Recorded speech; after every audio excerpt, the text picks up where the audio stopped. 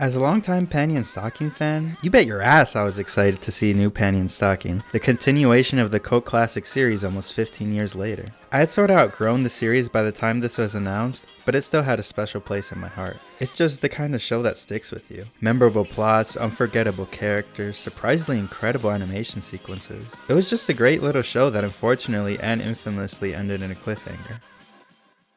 Now, I really didn't give a fuck about the cliffhanger. It was something they pulled out of their ass as a joke. But, you know, if they were gonna do a continuation, I would like to see how it would play out. Which leads us to the exciting release of episode 1, a double special that resolves the almost decade-and-a-half long cliffhanger. Now, this is really exciting. Wait, why is the English voice cast completely different? Whatever, who cares? I'm sure it'll be great. And honestly, it was. They resolved the cliffhanger in a satisfying and over-the-top way. There was some funny and creative ideas and gags in there, and it all wrapped up to establish the new status quo of the series. It was beautiful. Too bad it's all downhill from here. Okay, actually, the next episode isn't that bad. Bits Girls for Life is okay, and the card episode is decent too. But it's more so after that. Then, it's all downhill from here.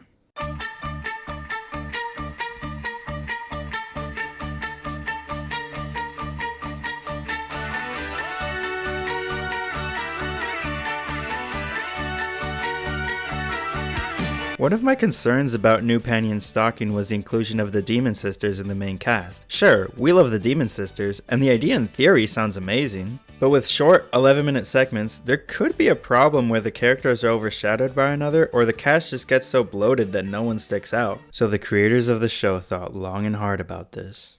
And their solution? Make the segments long. Shorter, they made them shorter. So now we have this bizarre structure where you'll have 2 short segments and 1 longer one in most episodes. Did anyone ask for this? I mean, seriously, what an odd creative choice. Such a large cast of characters, and they cut down the amount of time we get to spend with them per plotline.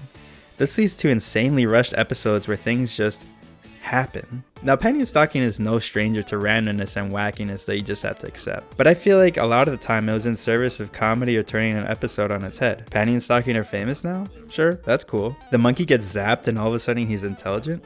Yeah, I like monkeys, that's cool. The casino is actually run by the Demon Sisters? Sure, I mean, they're the main villains and they actually give a decent reason as to why. In comparison, new Panty and Stocking is plagued with directionless writing that makes it a chore to watch, because it makes it seem like nothing matters at all. There's no emotional connection whatsoever except the goodwill of the old show. Every episode seems to have and then writing. We found out this really simple rule that maybe you guys have all heard before, but it took us a long time to learn it. But we can take these beats, which are basically the beats of your outline, and if the words and then belong between those beats, you're f***ed. Take, for instance, the episode Daten City President. Now let's break down the plot points one by one. So Penny gets sentenced to death for having sex because the president is a goody two-shoes who hates sex. And then it turns out elections are next week, so Brief decides Stocking should run for president. So Stocking runs for president. And then fails for no reason, even though her campaign seemed to be doing well. Therefore, Stocking decides to emptily threaten the president. And then she accidentally stabs the president, who just turns out to be a ghost. And then it turns out he's lying about everything. And then since he's a ghost, Stocking kills him. And then Stocking loses the election anyway. And then Penny gets the electric chair. And no one seems to really give a fuck, not even her own sister. And then the new president pardons Panty. And then it turns out the new president is see-through. Their car. The end. Yeah, you see movies that you're just watching, it's like, this happened, and then this happens, and then this happens. That's when you're in a movie just going, what the f am I watching this movie for? It's lazy. There's no structure. It's aimless. It feels like a waste of time to watch. Now, compared to an episode from the old show like The Stripping, there's a flow to it, a comedic escalation. One thing leads into another. I'm not gonna go through the whole episode again like I did with Daten City President, but just go back and watch a lot of those old episodes, and they're all written with the therefore mindset. The simple explanation for this nonsensical writing is too many cooks in the kitchen. I mean, look at this. 14 writers and only 2 of them returned from the last season? This show was passed around more than Panty. And I'm not just nitpicking Daten City President. How about Garterbelt turns into a turtle and like destroy some stuff. And it doesn't even matter in the end. How about a big tornado and some giant guy takes over the city for like no reason and then they just fight it? Or how about Panty and Stocking follow this random cop guy around and it's super boring and goes on for 2 segments? Okay, I get it's a reference to something, but here's the thing about references. The joke shouldn't be that it's just a reference. The joke should be that it's funny. So if you just plop characters from another show into here, or you just tell movie stories with Panty and Stocking characters in them, it's not funny or interesting at all. If you want an example of a good parody, look no further than the Transformers episode of season 1. The battle between Panty Bots and Stocking Guns continues.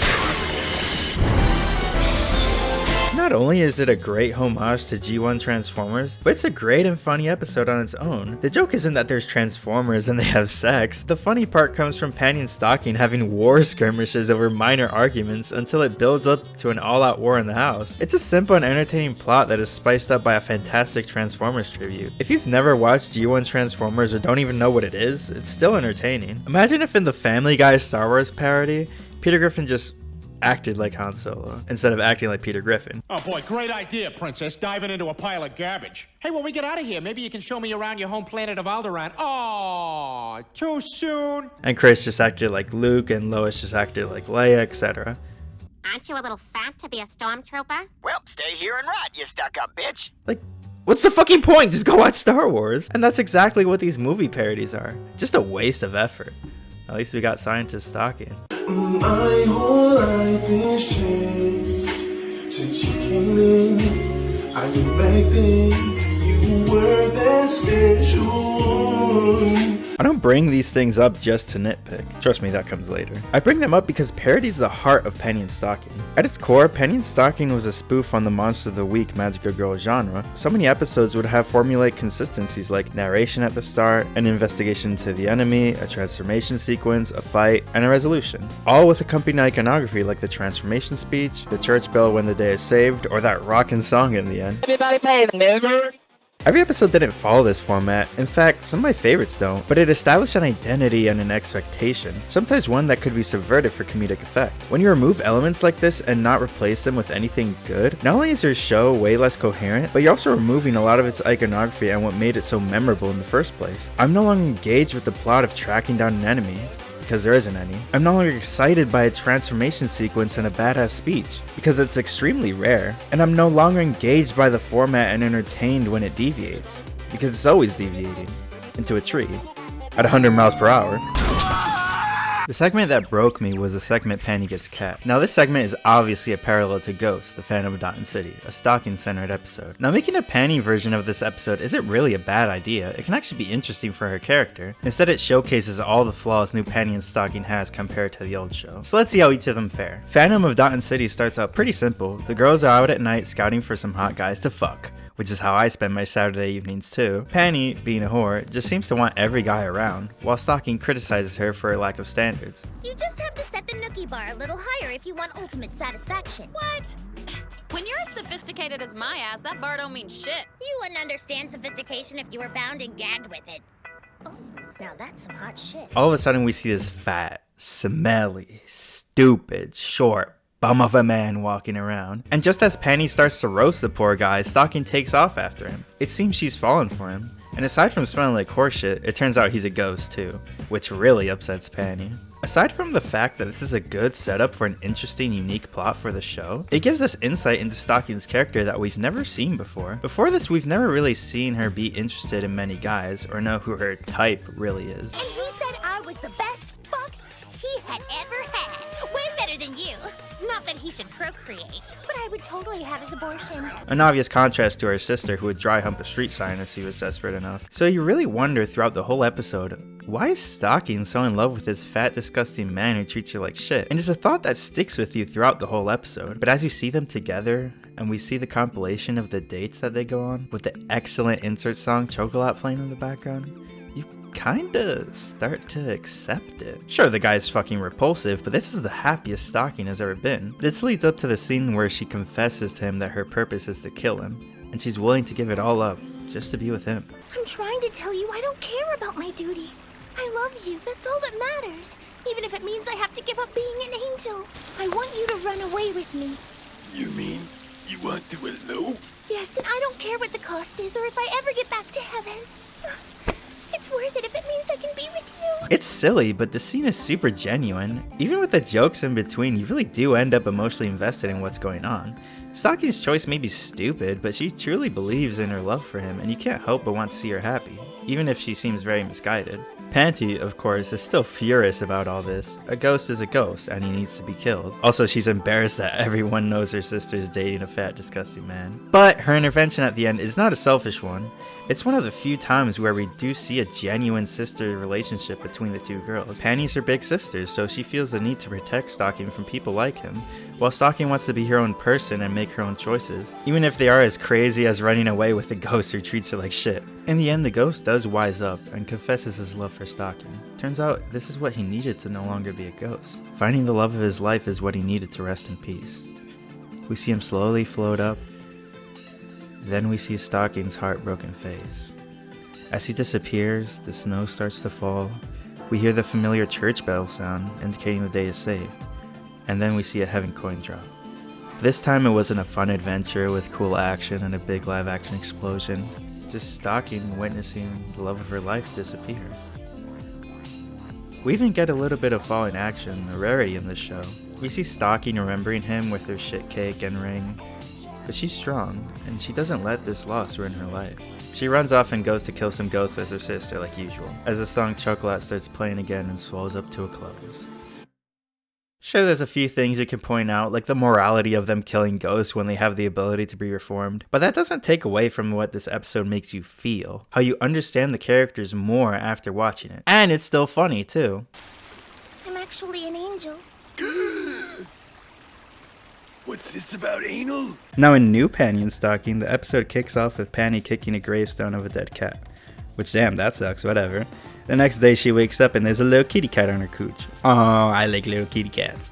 But it's a ghost kitty cat. Garterbelt chews out Panty for desecrating a gravestone, but there really isn't any punishment for it. Panty doesn't like the cat because it's a ghost, even though it seems attached to her. That doesn't stop everyone else in the house, including Bree for some reason, even though he doesn't live there, voting to keep the cat. So they do. And Panty names it Vibe, because it vibrates. Panty, despite not hesitating to kill the cat at first, wants to keep it, because she wants to make it grow bigger so that she can get more heaven coins out of it. So then we see a compilation of Panty doing all she can to make the cat bigger and fatter. After that, we jarringly cut to the cat being more grown, and he kinda looks cool as fuck. I like that kitty. He low-key looked like Lord Beers. Ice cream, who's got the ice cream? And Panty's like, you know what? Maybe you ain't that bad. I'm not gonna kill you yet. I'm gonna go get you some fish, little bro, BRB. And then Panty comes back to see that Vibe is gone.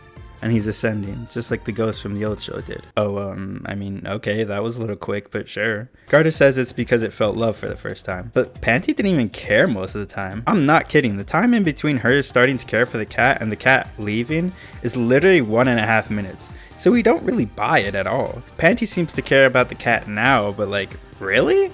That was a bit quick. The scene looks nice, but there's no craft to it. There's no implementation of familiar elements to emphasize the tragedy of the situation. She doesn't even get a heaven coin. We even get some falling action like the other episode where Panty's making a gravestone for Vibe, and then runs off to kill the ghost with others. There's no feeling. There's no character transformation. It doesn't feel like she's changed at all. It's pathetic. And if you think it's unfair that I'm comparing a 5.5 minute episode to an 11-minute one, well, it just proves my point that these shorter segments are conceptually terrible and should have never been done. Now, is it possible to write a good episode that is that short? Well, yeah, sure.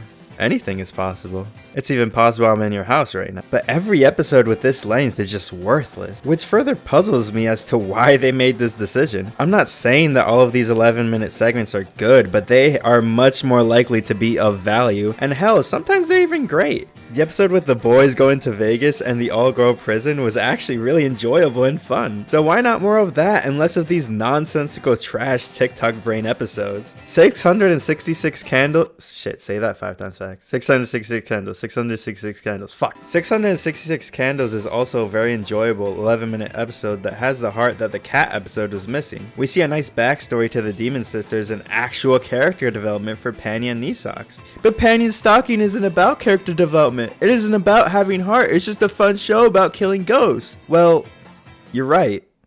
But first of all, fun has to be good. Which it isn't in this show. And secondly, why would everyone obsess over these scenes with the Demon Sisters as kids or the bond between Panty and Nisox then? I feel like people do like this sort of thing in the show.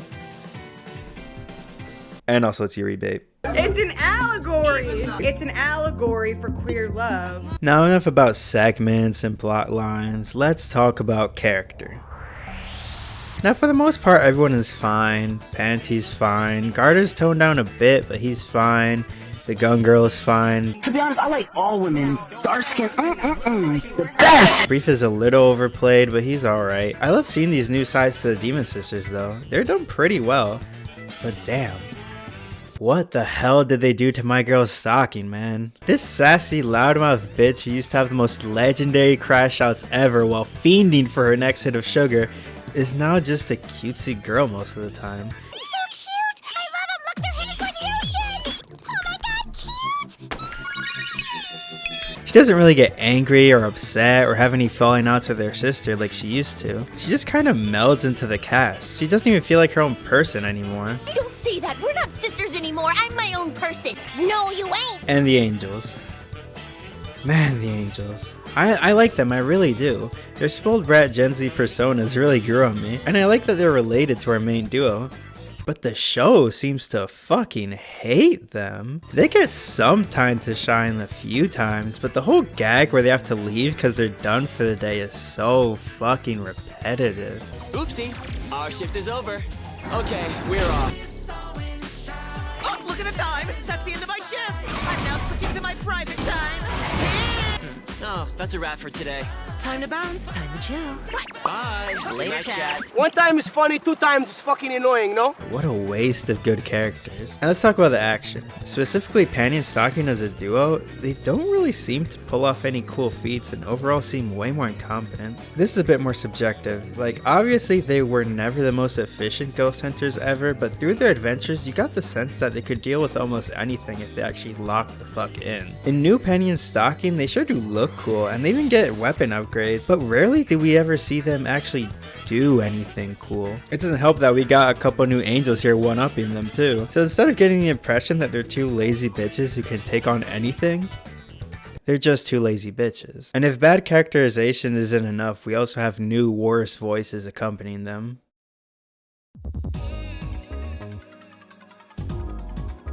I'm talking about the dub separately because some people don't watch the dub, and that's okay. But I wanted to make sure my points on why I think the series is bad is separate from a dub that the original studio has no control over. But let's just say that the dub isn't doing the show any favors. I feel like we have to talk about the importance of a dub when it comes to Panty and Stocking. Bottom line, whether you're a dub watcher or not, you have to admit this new series wouldn't even exist if it wasn't for that old dub. It's such an iconic part of the old show. The script and the performances are just terrific. Jamie Marchi embodies a loud, ratchet, and seductive Panty who just says whatever the fuck she wants. Have I told you how fuckable you are to me right now? Seriously, everyone should have a sister like you. Creepy. Monica Rial plays a cute, sassy Stocking who sometimes loses her temper in hilarious fashion.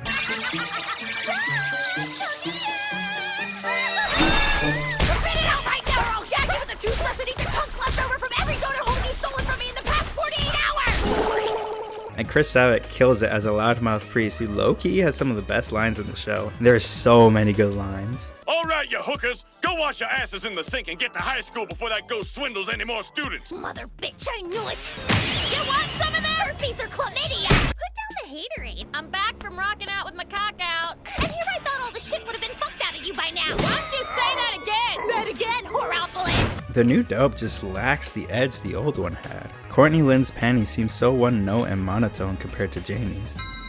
We'll call her Vibe because she's always vibrating. Okay. Christina V's Stocking feels like she doesn't have that anger in her like Monica's. She's just very cutesy all the time, even when she isn't supposed to be. I will say though, everyone else in the main cast is doing fine or even good. Daniel Walton is a good garter belt, Scanty and Nisox are nearly identical and even roll their R's now, which is something the old dub lacked, so that's an upgrade. And Brief can be a little annoying, but I would be lying if some of the things he said during his freakouts didn't genuinely make me laugh. You were such a bitchy free spirit! And you had the mouth to match! Fuck this, fuck that! You were born to say fuck! Heavens no! Now, I'm not one to blame the actors in scenarios like this. I'm sure they can do great work, and I know for a fact Christina V can do great work because I've seen her in other stuff. I'm more so gonna blame the script. and probably a lousy ADR director, but mostly the script. See, with the original show, they kind of did whatever they wanted with the script. Well, okay, not literally whatever they wanted, like ghost stories. I'm all alone, forgotten, like a black family in bush America. They still kept the plot intact, just added their own flavor of banter and jokes, mostly involving the word fuck. But it would lead to very natural and funny dialogue that had a flow to it, which most anime dubs usually don't have since they stick to such a rigid, translated script. They even improv and add in some of their own dialogue, like in some of the episode title cards. It's lay panty. Oh, okay. Lay diaboli. You can tell they had fun making this, and it makes it so much fun to watch. It isn't just about jokes either. I failed to mention it before, but Ghost, the family of Daten City, features some incredible performances from Jamie and Monica that really sells you on the emotion that episode is trying to convey. Stop saying it like that. He's more than just a ghost to me. You wouldn't understand. You're too busy fucking to know what love is. What? You think that's love? I may not know what love is, but that Charter doesn't either. He treats you like ass. The genuine and natural banter and emotions lead you to connect with the characters in a way that the new dub just doesn't provide. Sure, they do take some liberties with the script here and there, mostly just to add swear words and modern slang that the average Western viewer will get. There it is! Oil! Looks pretty sus, alright. Let's have a look. But other than that, it's just your average mediocre anime dub. But the truth is, the new PSG dub was never going to be like the old one. In an era of simulcasting and streaming services in charge of dubbing, an out of left field dub where the actors are essentially in charge and just having a blast would never happen. I would have at least wanted the old cast to return though. We so want to do it, and we want to do the show right, and I'm just worried that some company that doesn't know and doesn't care is going to get it, and we don't want that to happen. To me, the original dub isn't too dissimilar from the production of the show in Japan. It's what happens when a bunch of insanely talented people come together to make something crazy that they would usually never do. Sure, it's disgusting, overly perverted, and downright stupid sometimes, but you can't deny that the talent is always there. The new soundtrack is actually pretty damn good.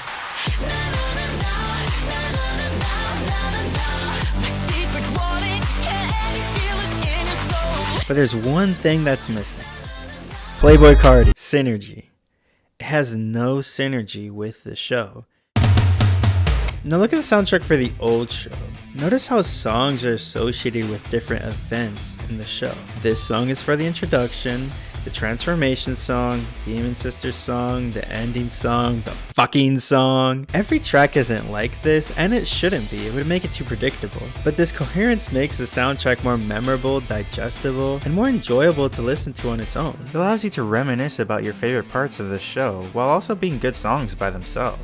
The new soundtrack has some bangers in them, but they're inserted into the actual show almost at random, so you don't really associate it with anything. The only real consistent theme is Divine, the theme for the Angel Brothers, and wow, look at that, it's the most streamed song. It's almost like I'm right about everything. Okay, now we're gonna do a little nitpicking lightning round. But it's not nitpicking because I really care about this shit, okay? In the old show, each live action explosion would have a distinct background to, you know, represent where they are. In new Panty and Stocking, they just have a day and a night background. And in the episode where Garterbelt is a turtle, we just have this. Dear God, just please fucking kill me right now, please! The way they teased me in the first episode by having a unique live action segment too. They really had me thinking that they were gonna do something creative, but you just can't have shit in Daten City. In the last episode of Panty and Stocking, Chuck uses his zipper to transform into a fucking awesome looking beast. You wouldn't think this little invincible creature's zipper would have an awesome payoff like this. It's creative and it's badass. In new Panty and Stocking, he just becomes big. Alright, sure man, the rest of this video is just gonna be footage of my blank wall, because I don't give a fuck about what I do either. This shit low-key kinda better than new Panty and Stocking, not gonna lie. The new soundtrack is pretty great, like I said before, but there are times where they do rely on the old soundtrack. And there's nothing wrong with this. However, they just put old insert songs in where they really shouldn't be. I don't know how it feels to be a little sister, but I know that an older sister always looks out for their younger siblings in more ways than you could ever imagine. That's Panty and Brief's love theme.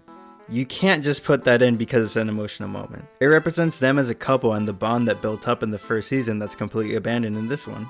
That's like if in Dragon Ball Daima, when Goku goes Super Saiyan 4, they just started playing the Ultra Instinct theme. You know, because it sounds cool and powerful. It's not like it has anything associated with it or anything. Before I end this video, I want to give my take on the finale.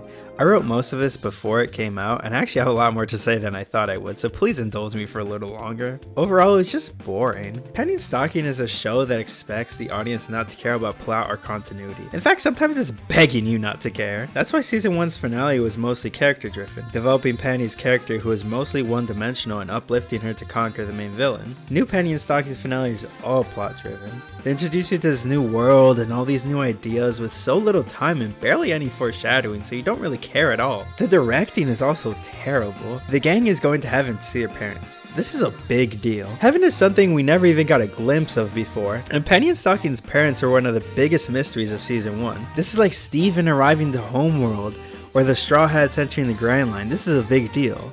So how do they handle it? Look at the video title and take a fucking guess. We don't see much of heaven at all, what it's like, if it's a paradise or overrated, like nothing. And Panty and Stocking's parents.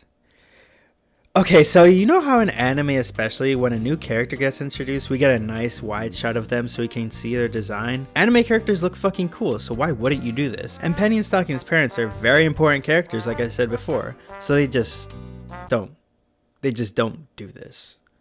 We really don't get a good look at them until later, like they don't matter. And they keep doing this sideways view shit, it pisses me off. I feel like I gotta tilt my head to the side or I'm laying in bed watching a video, my orientation lock is in, I'm like, fuck! Now let's talk about Panty and Brief.